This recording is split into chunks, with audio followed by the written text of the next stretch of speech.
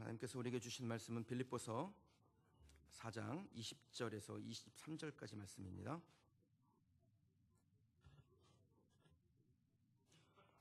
신약성경 빌립보서 4장 20절에서 23절까지 말씀.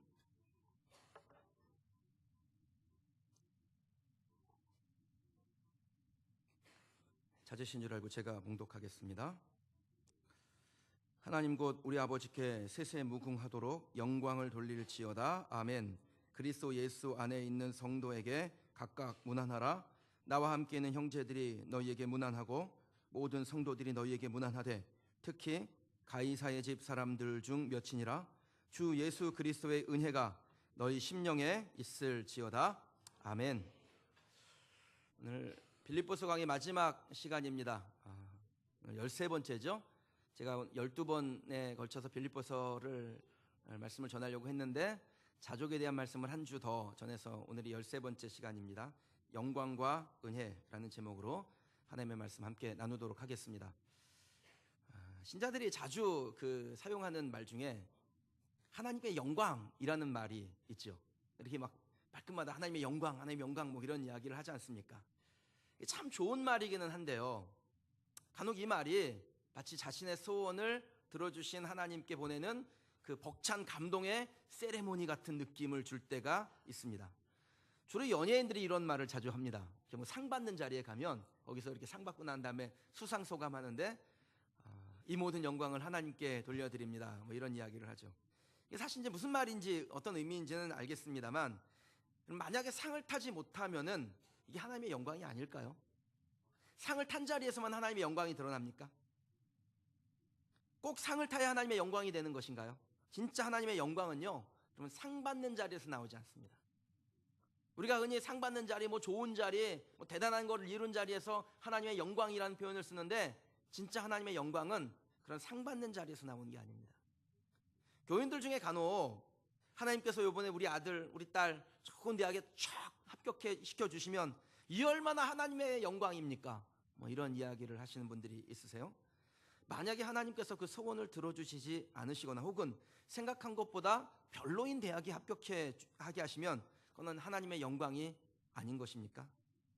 회사가 잘 되면 하나님의 영광이고 부도나면 하나님의 영광이 아닌 겁니까? 우리가 건강하면 하나님의 영광인 거고 건강하지 못하면 그건 하나님의 영광이 되지 못하는 건가요? 얼마 전에 한 성도님하고 그 대화를 나눈 중에 그분이 그런 말씀을 하셨어요. 이분은 그 장애아를 이렇게 돌보는 교사세요. 근데 그분이 하시는 말씀이, 대부분의 그리스도인들이 뭔가 잘 되어야 하나님의 축복을 받은 것이라고, 하나님께 영광을 돌리는 것이라고 생각하는데, 그런 관점에서 보면은 내가 돌보는 우리 아이들과 그 부모는 하나님의 축복을 못 받은 거고 저주받은 것이 되는데 하나님이 그런 하나님이라고 생각하지 않는다라는 겁니다. 동의합니다, 저는요. 그럼 우리가 잘 되는 것은 좋은 겁니다. 전 여러분이 잘 되기를 바랍니다. 여러분이 경제적으로나 혹은 뭐 사회적으로나 혹은 관계 면에서 모든 것이 풍성하고 잘 되기를 담임 목사로서 간절히 소원합니다. 그리고 그것이 하나님의 영광이 됩니다. 그러나 그렇게 되지 않아도 하나님은 우리를 통해서 영광 받으시는 분이시라는 겁니다. 영광이라는 것은 우리의 생각대로 되지 않아도 그 안에서 하나님의 계획을 발견하고 하나님을 신뢰하고 그것을 통해서 하나님의 드러나심을 믿으면 그게 하나님께 영광인 것입니다. 그렇게 하나님의 계획과 또 하나님의 일하심을 믿고 신뢰하고 하나님의 영광이 되고자 하는 사람이 진짜 신자죠.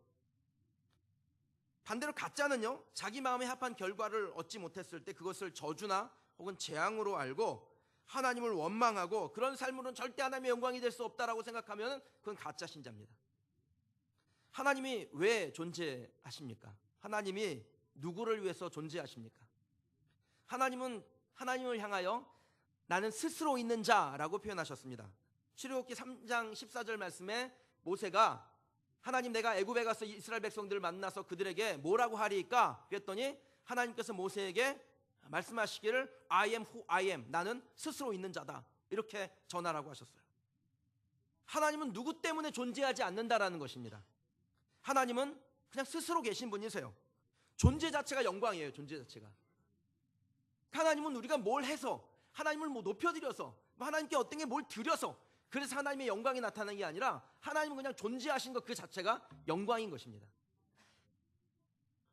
피조물 때문에 영광을 얻으실 수가 없습니다. 그럴 일 없습니다. 하나님은 피조물 때문에 영광을 얻지도 아니하시고, 그리고 피조물을 위해서 존재하는 분도 아니세요. 그게 바로 우상, 거짓 신들과 다른 차이입니다. 그 카일 아이들만이라는 분이요, 그 거짓 신들의 전쟁이라는 책을 썼는데, 이 책에 보면 우상, 즉 거짓 신은 사람밖에 존재하지 않고 사람의 마음 안에 존재한다라고 말합니다. 그러니까 즉 거짓 신들과의 전쟁터는 제사상을 차려놓은 종갓집이 아닙니다. 하나님을 모욕하는 집단과 논쟁하는 자리가 전쟁터가 아닙니다. 점치는 자들과의 영적 전쟁, 그런 게 진짜 전쟁이 아니라는 거예요. 진짜 전쟁은 어디서 일어나냐? 내 마음 깊은 곳에서 나를 위해서 살아야 한다, 내가 가장 중요하다라는 생각을 하는 그 마음이 거짓 신을 만들어내고, 그리고 거기서 진짜 싸움이 일어난다라는 겁니다. 모든 우상은요, 사람이 만들고 사람의 필요에 의해서 존재합니다. 그래서 사람이 우상을 섬기는 것 같죠. 막 제사상 차려놓고 막 비나이다 하고, 거기서 막 이 절도 하고 고행도 하고 뭐 온갖 것을 갖다 바치고 뭐 그러는 것 같죠. 사람이 우상을 섬기는 것 같죠. 근데 실상은 우상이 사람을 섬기는 겁니다. 근데 하나님은 다르죠. 하나님은 오직 자신만을 위해서 존재하십니다.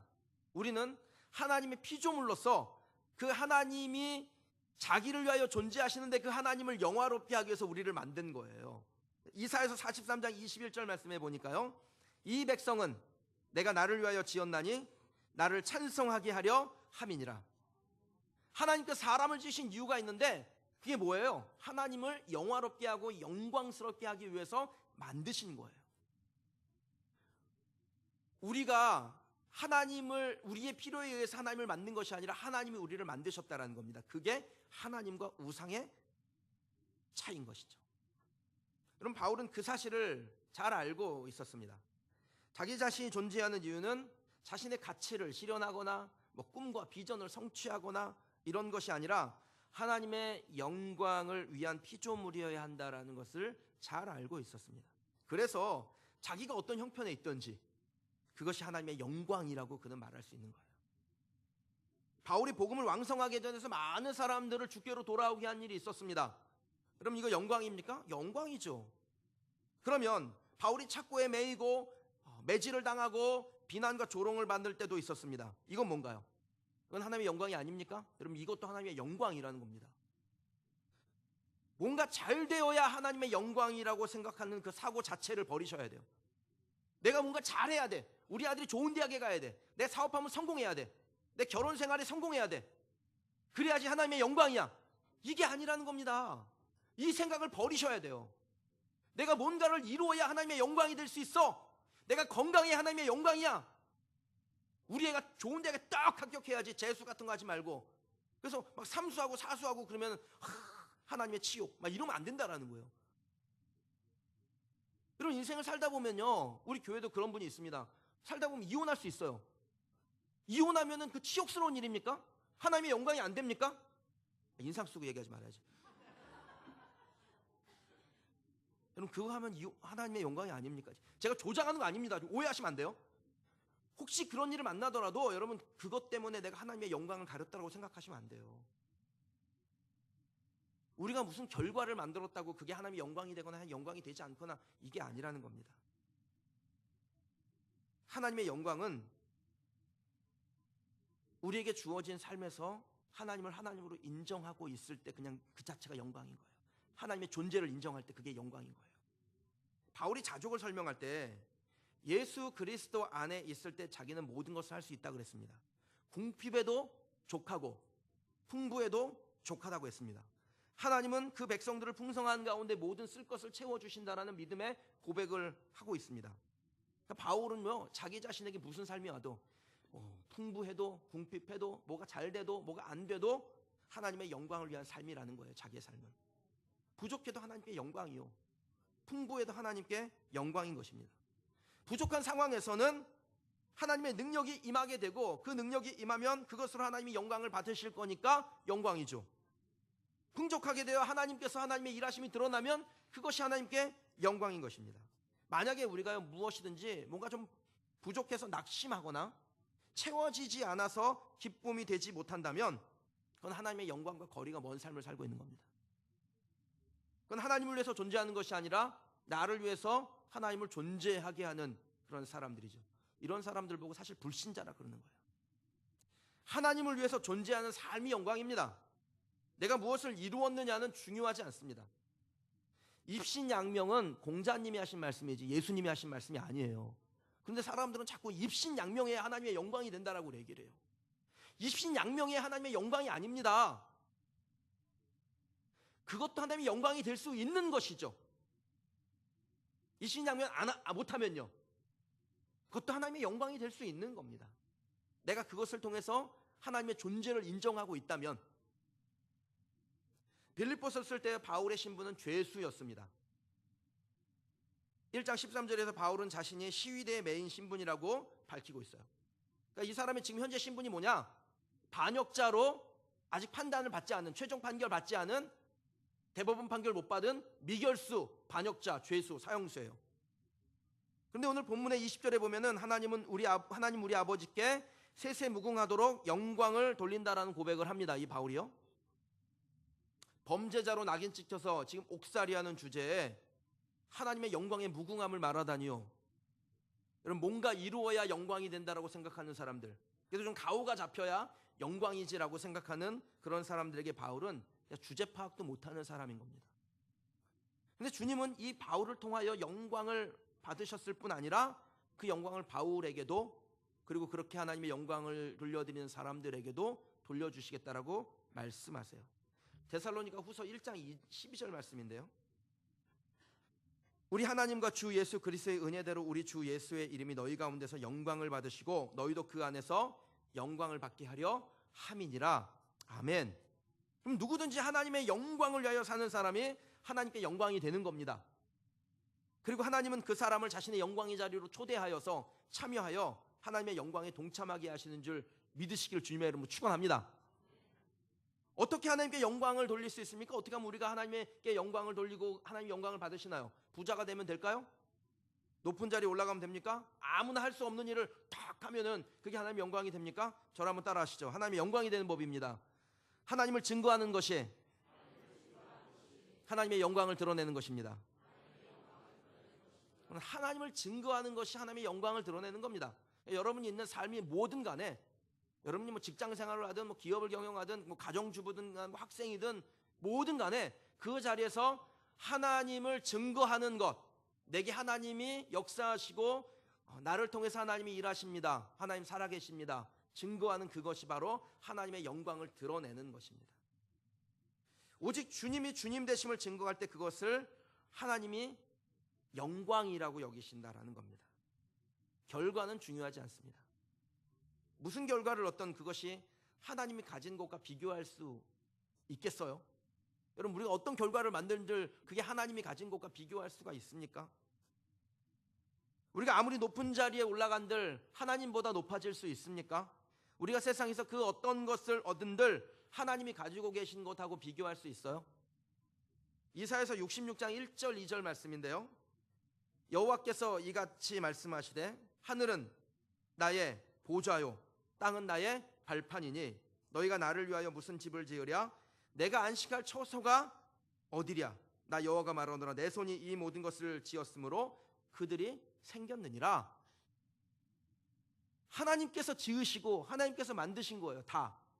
그러니까 이 모든 만물의 소유자는 누굽니까? 하나님이시죠. 근데 내 것을, 하나님의 것을 가지고 와봐야 그게 하나님께 무슨 신비감이 있겠어요?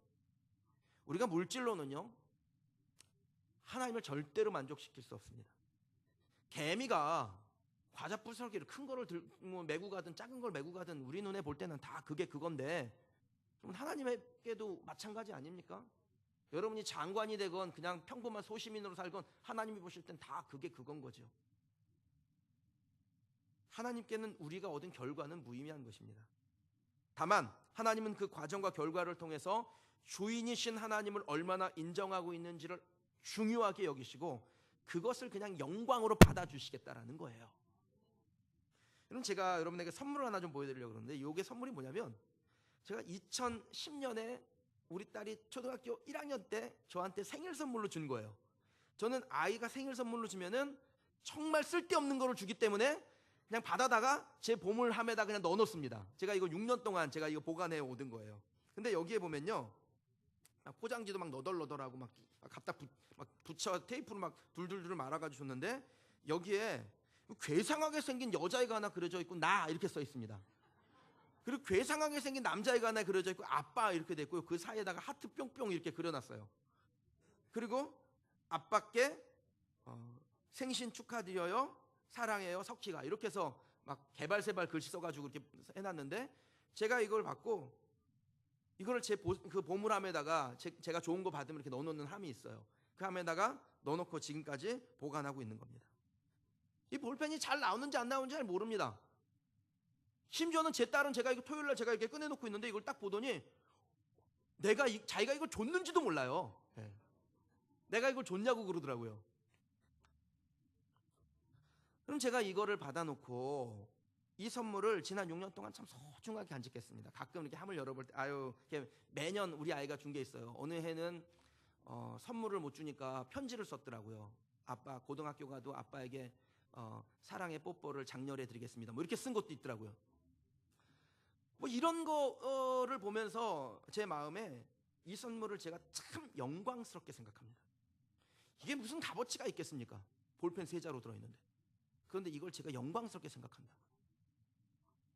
제게 이 선물을 준 딸의 마음을 귀하게 여기고 저는 지난 6년 동안 물심양면으로 아끼지 않냐고 그 딸을 위하여 저의 지갑을 열었습니다. 언제나 나를 아빠로 인정하고 사랑하고 아끼는 딸에게, 그 딸을 통해서 저는 저의 무한한 존재감을 느끼는 거예요. 딸 낳기를 잘했다, 막 이런 생각을 합니다. 여러분, 하나님도 우리 앞에 그런 마음으로 지금 서 계신 겁니다. 우리가 정말 보잘것없는 것이라도 하나님 앞에 가져오면서, 하나님, 내가 하나님을 내 아버지로, 내 주님으로 인정합니다, 하나님을 위대하신 하나님을 알고 그 하나님을 증거하는 삶을 살 때 결과와 상관없이, 내가 무엇을 가지고 주님 앞에 나왔느냐와 상관없이 하나님은 그것을 통해서 영광으로 받아주시고 그 영광 안에 우리를 또 초청하여 주셔서 그 하나님의 영광, 하나님의 은혜를 나누어 주신다라는 거예요. 우리를 보시면서 내가 저 딸을, 저 아들을 창조하기를 참 잘했다, 이렇게 말씀하신다는 겁니다. 여러분, 전도하는 거요, 이 시대는 전도한다고 사람들이 듣지 않습니다. 옛날 같지가 않다고요. 전도한다고 듣지가 않아요. 그럼에도 불구하고 전도하는 것이 하나님께 얼마나 큰 영광이 되는지 아십니까?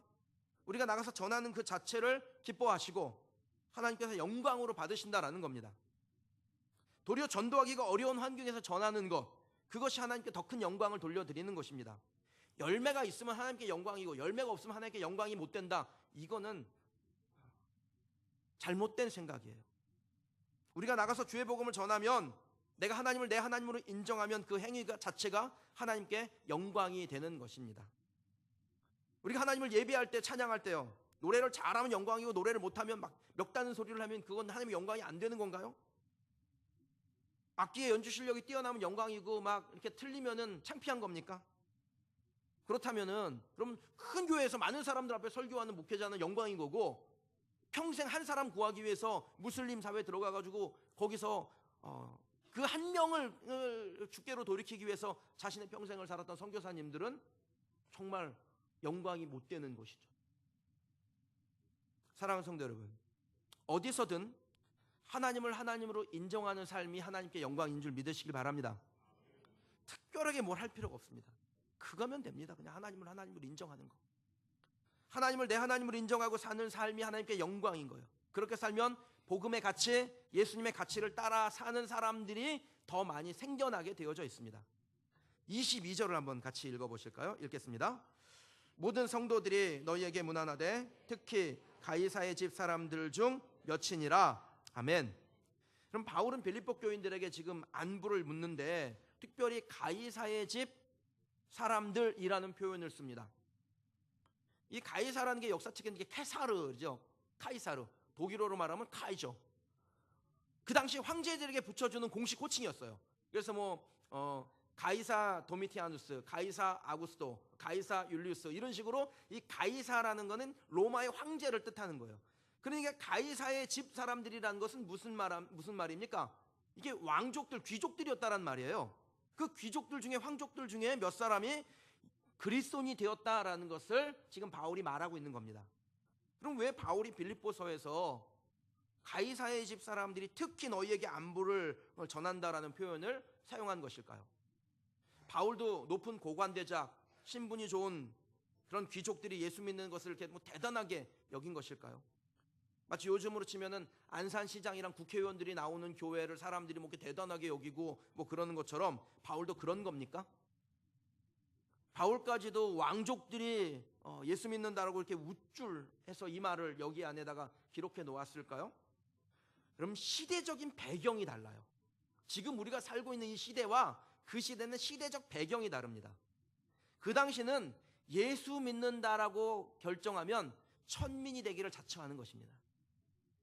지금은 교회 다니면 막 선거 때 표도 얻을 수 있고요. 또 뭔가 믿음을 주는 사람으로 잘 포장도 될 수 있잖아요. 그래서 선거 때만 되면 막 이 국회의원들이 뭐 이렇게 이 교회를 찾아다니지 않습니까? 심지어는 이런 사람도 있습니다. 서울 광진구에 국회의원 나오시는 분인데요. 신문에 나온 기사를 제가 그대로 읽어드릴게요. 땡땡땡 전 의원은 기독교 신자이지만 서울 광진구의 용암사와 기원정사에 들러 신도들과 함께 불공을 드렸다. 그는 정치인은 기독교, 불교, 천주교, 기불천교를 믿는 거 아닙니까? 라며 웃었다. 이런 사람도 있습니다. 실명을 적으려다가 제 설교가 유튜브에 올라가기 때문에 고소당할까 봐. 자신의 성공을 위해서 하나님을 거짓신으로 만드는 사람들이죠. 근데 그때는 이 빌립보서가 쓰여질 때는 그렇지 않았다라는 거예요. 심지어는 예수 믿는다고 커밍아웃 하면요, 비난과 조롱은 기본이고 관직박탈, 재산몰수, 목숨까지도 내놓아야 되는 그런 상황이었습니다. 바울이 왜 감옥에 갇혀 있는지를 잘 아시죠? 바울이 왜 감옥에 갇혀 있는 겁니까? 예수 믿는 것 때문에 지금 감옥에 갇혀 있는 거예요. 수많은 사람들이 예수 믿는다고 그리스도인 되었다고 자기의 목숨을 잃었습니다. 그러니 이 왕족들에게 그리스도인이 된다라는 것은요, 정말 이건 기적과 같은 일인 거예요. 그냥 그들의 삶 자체가 하나님께 영광인 거예요. 왜? 자기의 모든 권리, 보통 사람들보다 더 많은 권리를 누릴 수 있음에도 불구하고 그 권리를 포기한 거니까 그들은 정말 하나님 그 삶 자체가 하나님께 영광이 될 수밖에 없는 것입니다. 대표적인 사람이 누가복음과 사도행전의 수신자였던 데오빌로라는 사람이죠. 이 데오빌로라는 이름의 뜻은 이게 가명이에요. 원래는 그러니까 데오는 그 테오스 하나님이란 뜻입니다. 빌로는 필로스 사랑하는 자라는 뜻이에요. 그래서 데오빌로 하면 하나님을 사랑하는 자라는 그 가명을 쓴 거예요. 왜냐하면 이 누가가 이 사람이 굉장히 높은 귀족이기 때문에 이 사람의 신변을 보호하기 위해서 가명으로 이제 복음을 쓰고 복음을 가르치고 그를 예수 믿는 사람으로 완전히 거듭나게 하는 건데, 이 사람이 누군지가 나중에 밝혀집니다. 로마 역사상 가장 기독교를 박해했던 도미티아누스 황제의 사촌이면서 황제의 집정관까지 올라갔던 플라비우스 클레메스라는 사람입니다. 이 도미티안 황제가 기독교인을 박해해서 많이 죽였는데, 그 기독교인을 박해할 때 이 플라비우스 클레메스가 나도 기독교인이라고, 나도 그리스도인이라고 자기의 신분을 드러내고 그가 형장의 이슬로 사라집니다. 플라비우스 클레멘스의 아내가 그 플라비아 도미틸라라는 사람인데요. 도미티안 황제의 조카입니다. 그러니까 자기의 여동생의 딸이에요. 근데 이 딸은 죽일 수가 없으니까 이제 유배를 보냈어요. 유배를 보냈는데 거기서 태양신에게 제물을 올리는 행사에 이 플라비아 도미틸라가 제물을 올리지 않고 거부하니까 거기서 화형시켜 죽입니다. 여러분, 가이사의 집 사람들이 뭐가 부족해서 예수를 믿겠습니까? 그리스도인이 된다라는 것은요, 자기가 가지고 있는 권리를 포기하고 하나님을 위해 산다라고 결단하는 겁니다. 그러니까 바울이 왕족들이 안부를 전한다라고 하는 것은 그냥 인간적인 자랑, 내가 여기서 로마까지 와가지고 야 왕족들한테 내가 복음을 전했어, 이게 아니라 복음이 이처럼 위대한, 목숨을 걸 만한 그런 위대한 것이라는 것을 빌립보 교인들에게 지금 알려주고 싶은 거예요. 그래서 하나님께 더 큰 영광이 돌려지게 하고 싶은 것이 바울의 고백이었다라는 겁니다. 하나님의 영광은 하나님의 종으로 살며 믿는 자의 본을 보이는 사람들의 전유물입니다. 하나님의 영광은 뭔 세상에서 족적을 남겨야 영광이 아니라 하나님을 믿고 그 가치대로 살아가는 사람들의 전유물이에요. 그 사람들만 할 수 있는 거예요. 하나님의 영광을 위해 살면 그것은 사람들에게 하나님의 영광의 삶의 모델이 되고, 나의 영광이 아닌 하나님의 영광을 위하여 자기의 권리를 포기하는 사람들에게 삶의 길을 제시하는 것입니다. 예수님의 가치를 추종하는 사람들을 더 많이 얻게 되는 거예요. 그냥 영광을 돌리는 사람들로 인해서. 미국의 명문대학교인 휘튼 대학교를 졸업하고 젊은 나이에 에콰도르에 있는 아우카 부족에게 복음을 전하러 갔다가 그냥 그 자리에서 목숨을 잃었던 5명의 젊은이들이 있었습니다. 그 충격적인 일을 접한 어떤 기자가 신문에다가 기사를 썼는데, 기사의 제목이 뭐냐면 이 얼마나 큰 낭비인가 이거였어요. 그럼 사람의 눈으로 볼 땐 이 얼마나 큰 낭비입니까? 그 명문대학교를 졸업하고 5명의 전도 유망한 젊은이들이 그 에콰도르 그 미개한 종족 마을에 가서 거기서 그냥 비참하게 죽음을 당했으니까 정말 낭비 같아 보였을 겁니다. 그런데요, 그렇게 생각하지 않는 사람도 있습니다. 그 목숨을 잃었던 5명의 젊은이들 중에 한 명인 짐 엘리엇이라는 사람의 아내가 엘리자베스 엘리엇이라는 사람인데, 이 엘리자베스 엘리엇이요, 남편을 그렇게 잃은 지 1년 후에 남편의 목숨을 빼앗았던 그 아우카 부족 마을로 들어갑니다. 그래서 거기서 그들에게 복음을 전하고 하나님의 영광을 위해서 살았던 그 남편을 따라 그리스도를 추종하는 진짜 그리스도인으로 살아갑니다. 그럼 이게 바로 하나님의 영광을 위해 사는 겁니다. 엘리자베스 엘리엇이 쓴 영광의 문이라는 책에 나오는 내용인데 제가 좀 읽어드리겠습니다. 우리는 기독교 교회사에서 순교자들의 피가 교회 씨앗이 된 사례를 많이 알고 있다. 그래서 우리는 여기서도 간단한 공식을 세우려는 유혹을 받는다. 5사람이 죽었다. 그러니 아우카 부족의 이만한 숫자의 그리스도인이 나와야 한다라는 유혹이다. 그럴 수도 있다. 하지만 아닐 수도 있다. 인과관계는 하나님의 손 안에 있다. 그대로 그분 손 안에 두는 것이 믿음이 아닐까? 하나님은 하나님이시다. 내 정의감을 만족하게 할 방법으로 행동하시기를 내가 그분에게 요구한다면 그것은 내 마음속 왕자에서 그분을 밀어내는 것이다.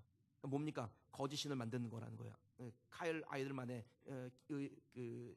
의견에 따르면 하나님을 내 마음의 왕자에서 밀어내고 거짓신을 만드는 것입니다. 여러분, 하나님의 영광을 위해 사는 사람은요, 그렇게 자기의 권리를 포기하고 세상 사람들이 볼 때 이 얼마나 낭비인가라는 소리를 들은 일을 한 그 사람이요, 자기와 동일한 가치를 따라가는 사람들을 얻게 된 겁니다. 그리고 그렇게 하나님께 영광을 돌리는 사람들이 생겨나면서 하나님의 영광이 커지는 겁니다. 저와 여러분들의 삶은 하나님의 영광을 위한 삶입니다. 무엇을 하든지 그것이 하나님의 영광이 되어야 하는 것입니다.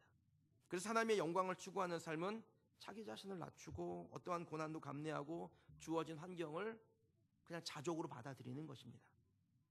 나 자신에게 주어진 것에 대해서 내가 만족하지 못한다라는 것은, 감사가 없다라는 것은, 불평불만이 나온다라는 것은 하나님의 영광이 되고자 하는 삶이 아니라 자신의 만족을 위해 살고 있음을 증명해 주는 것, 그 이상 그 이하도 아닙니다. 하나님을 자기 만족을 위해 이용하는 행위로는 절대로 하나님의 영광이 될 수가 없습니다. 제가 빌립보서 강해를 하면서 항상 제목이 2글자였잖아요. 12번 동안 2글자였는데 오늘 마지막 이 빌립보서를 마치면서 설교의 제목을 영광과 은혜 5글자로 했습니다. 왜 그랬을까요? 여러분, 하나님의 영광을 위해 사는 동안 하나님은요, 그 영광을 위해 살아가는 그 사람의 삶을 풍성하게 하시는 분이시라는 것을 여러분들과 함께 나누고 싶습니다. 빌립보서의 마지막 절인 23절에서 바울은 하나님의 영광을 위해서 살고자 했던 그 빌립보 교인들에게 예수 그리스도의 은혜가 너희의 심령 가운데 임하게 될 것이라고 그들을 축복합니다. 여러분, 이스라엘 백성들이 광야에 있을 때 그 광야에서 얼마나 거칠었어요. 힘들었죠. 그런데 그 거친 광야에 있는 이스라엘 백성들에게 하나님께서 매일 아침마다 그 백성들에게 만나를 주시는 거예요. 그 거친 광야, 낮에는 덥고 밤에는 추운 그 광야에서 이스라엘 백성들에게 하나님께서 밤마다 불기둥으로, 낮에는 구름기둥으로 그들에게 은혜 주셨다라는 것입니다. 하나님께 영광을 돌려드리는 하나님의 백성들에게는 하나님의 은혜가 공급되는 겁니다. 그럼 우리가 하나님께 하나님의 영광을 돌려드리기 위한 삶을 살잖아요. 그럼 하나님은 우리에게 하나님의 은혜의 공급으로 우리를 대하시는 것입니다. 합당한 것으로 공급하시죠. 하나님의 은혜가 우리의 심령 가운데 임하게 되고 우리가 그것을 또한 인정하고 받아들이면 평안, 기쁨, 만족을 누리게 되며 그러한 삶을 통해서 계속해서 하나님의 영광의 삶이 되는 것입니다. 설교 중에 언급했던 그 카일 아이들만의 책 거짓 신들의 전쟁에 나오는 한 부분을 읽고 설교를 마치려고 합니다. 당신은 하나님의 침대에서 일어나 하나님의 욕실로 가서 하나님의 샤워기를 들고 하나님의 옷을 입고 하나님의 밥을 먹고 하나님의 커피를 마시고 하나님의 자동차를 몰고 하나님이 허락하신 직장으로 향한다.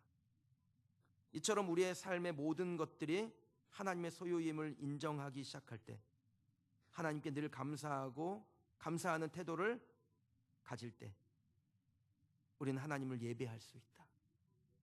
그러면 하나님께 영광이라는 게 뭘까요? 큰 획을 쫙 꺼야 그게 하나님의 영광이 아닙니다. 그냥 일어나서 밥 먹고 차 한잔 마시고 차 타고 출근해서 직장에서 열심히 일하고 그리고 거기서 하나님을 예배하고 즐거워하고 기뻐하면 그게 하나님께 영광이라는 거예요. 하나님께 영광 돌리는 게 얼마나 쉽습니까? 사실요. 우리가 그냥 평상시에 하는 거예요. 여러분 오늘 아침에 일어났죠? 그 일어난 그 침대가 하나님의 침대가 되면 되는 겁니다. 일어나서 물 한 잔 마셨죠? 그 물이 하나님의 물이면 되는 거예요. 그리고 여러분 자동차를 타고 교회 오셨죠? 그 자동차가 하나님의 자동차면 되는 겁니다. 교회 오셔가지고 하나님께 예배하죠. 이 예배가 거짓 신에게 드리는 예배가 아니라 진짜 내 안에 계신 내 중심에 머물러 계신 하나님께 예배하는 것이면 그게 하나님께 영광이라는 겁니다. 뭐 대단한 거 하려고 노력 안 하셔도 돼요. 하나님의 영광을 위해 사는 것은 대단한 것이 아닙니다.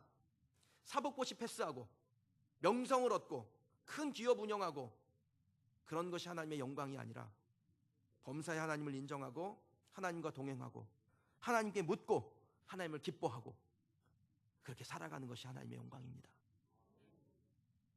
그 영광을 놓치지 않는 저와 여러분 되시길 주님의 이름으로 축원합니다. 그러면 하나님께서 우리의 삶을 통해서 영광 받으시고 우리에게 무엇을 공급해 주세요? 오늘 설교의 제목 안에 있습니다. 은혜를 공급해 주세요. 우리의 심령에 그리스도의 은혜를 주시는 것입니다. 우리 교회가 그렇게 하나님의 영광을 위하여 살아가는 교회가 되기를 축복합니다. 그리고 이 교회와 함께 신앙생활하는 저와 여러분들이 하나님의 영광을 위하여 사는 성도들이 되시길 주님의 이름으로 축원합니다. 그래서 우리의 삶의 날마다 하나님께서 우리의 심령 가운데 공급하신 하나님의 은혜를 경험하며 하나님을 기뻐하는 그런 성도들이 되시기를 주님의 이름으로 축복합니다. 시간 같이 한번 좀 기도하는 시간 갖겠습니다.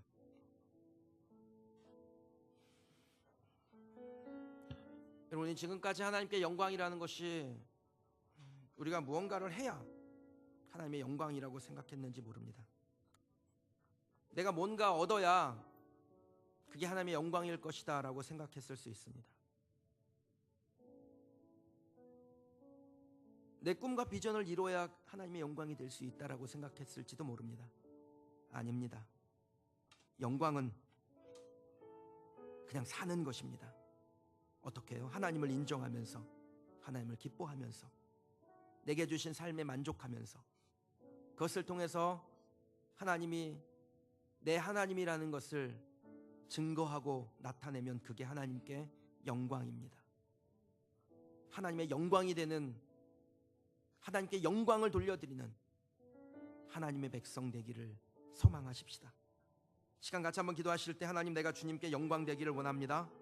하나님이 나를 기뻐하시고 하나님께 영광을 돌려드리는 그러한 성도가 되게 하여 주옵소서. 하나님을 거짓신으로 만들지 아니하고 오직 주님만 기뻐하고 예배하게 하여 주옵소서. 그렇게 이 시간 같이 한번 합심하여 하나님 앞에 기도한 시간 갖겠습니다. 기도하십시다.